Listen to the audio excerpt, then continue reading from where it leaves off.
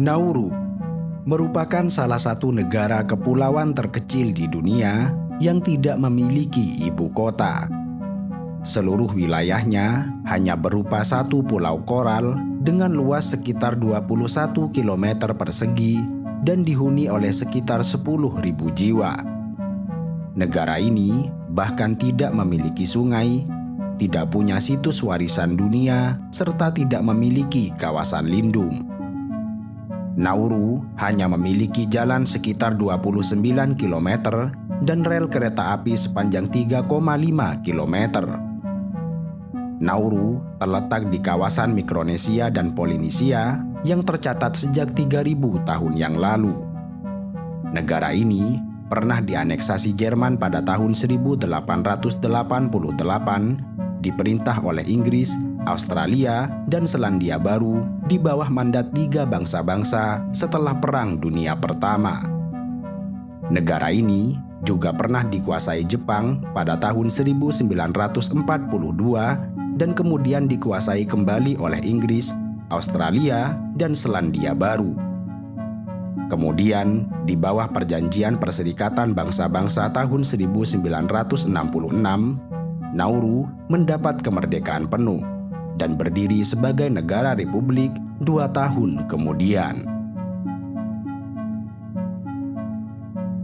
Meski memiliki wilayah yang sangat kecil, Nauru memiliki sejarah ekonomi yang cukup unik dan pernah menjadi salah satu negara paling makmur di dunia. Pada tahun 1975, Nauru memiliki penghasilan sekitar 2,5 miliar dolar. Dengan jumlah penduduk hanya sekitar 10.000 jiwa, negara ini menempati posisi teratas sebagai negara dengan pendapatan per kapita tertinggi di dunia yang mencapai 27.000 dolar Amerika per tahun, jauh mengungguli Amerika Serikat yang pada tahun 1980 memiliki pendapatan per kapita sebesar 12.500 dolar. Tetapi sayangnya, hanya dalam waktu kurang dari 3 dekade, keadaan Nauru berubah secara total dari yang semula sebagai negara paling makmur menjadi negara miskin. Bahkan pada tahun 2017, Nauru menempati posisi salah satu dari 5 negara yang termiskin di dunia. Kekayaan yang pernah dimiliki oleh Nauru berasal dari jutaan tahun silam. Tepatnya ketika kepulauan kecil ini menjadi rumah singgah bagi burung laut yang bermigrasi antar benua. Ribuan burung migrasi tersebut kemudian membuang kotoran ketika singgah di pulau ini, di mana kemudian kotoran burung yang mengendap selama ribuan tahun tersebut berubah menjadi kera guano, bahan alamiah penghasil fosfat yang bernilai ekonomi tinggi.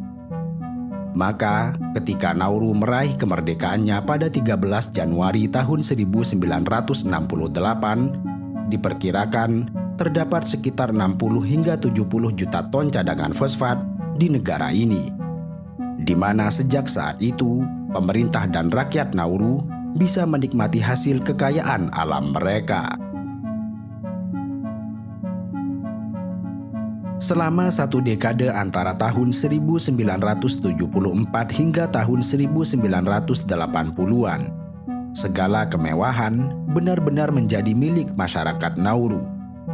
Rumah-rumah mereka dipenuhi dengan barang-barang berharga. Bahkan pantai di Nauru dipenuhi dengan perahu pribadi mewah milik perorangan. Mereka menikmati segala kemewahan yang mereka punya, bukan saja uang yang berlimpah, namun juga kebebasan pajak, transportasi, pendidikan, dan kesehatan gratis. Bahkan, pemerintah akan membayar biaya pengobatan untuk warganya yang membutuhkan perawatan di Australia. Selain itu, banyak pemuda Nauru yang dikirim ke berbagai universitas bergengsi di Australia dengan biaya penuh dari pemerintah. Beragam fasilitas dan kemewahan yang dinikmati pemerintah dan masyarakat Nauru membuat mereka lupa bahwa sebanyak apapun kekayaan alam yang mereka miliki, pada akhirnya semuanya akan habis. Sialnya, saat memasuki tahun 1986, pemerintah dan seluruh masyarakat Nauru baru menyadari jika cadangan fosfat di negara mereka mulai habis. Pemerintah yang mulai sadar akan ancaman tersebut kemudian segera mencari cara untuk mengelola keuangan negara mereka yang bernilai miliaran dolar. Tetapi sialnya, tidak ada satupun warga Nauru yang dianggap cakap di bidang ekonomi, keuangan, maupun investasi. Sehingga mereka menggunakan jasa konsultasi asing dengan biaya mahal untuk mengelola keuangan negaranya. Namun sialnya lagi, para konsultan keuangan yang disewa pemerintah ternyata melakukan korupsi besar-besaran dengan melaporkan kebutuhan keuangan yang tidak sebenarnya. Sebagai akibat dari masalah keuangan tersebut, pemerintah Nauru kemudian mulai berani berutang dengan jumlah 239 juta dolar.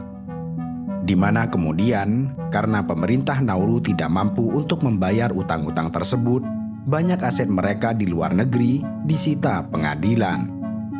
Hingga akhirnya, pada tahun 2002, Nauru dinyatakan sebagai negara bangkrut.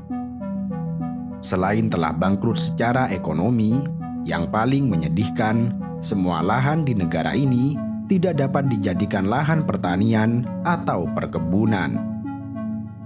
Semua lahan di negara yang sempit ini telah rusak akibat aktivitas pertambangan yang membabi buta. Belum lagi, laut mereka juga ikut tercemar akibat limbah tambang. Tanpa sumber pendapatan yang memadai, hidup rakyat Nauru berada pada titik yang sangat jauh di bawah level sebelumnya. Mereka bergantung pada bantuan pihak luar melalui makanan siap saji yang kaya karbohidrat, tinggi kadar gula, dan bahan pengawet. Sehingga hal tersebut sangat berdampak pada meningkatnya penderita penyakit obesitas yang parah di negara ini. Sehingga kemudian Nauru menjadi negara dengan penyandang obesitas yang tertinggi di dunia.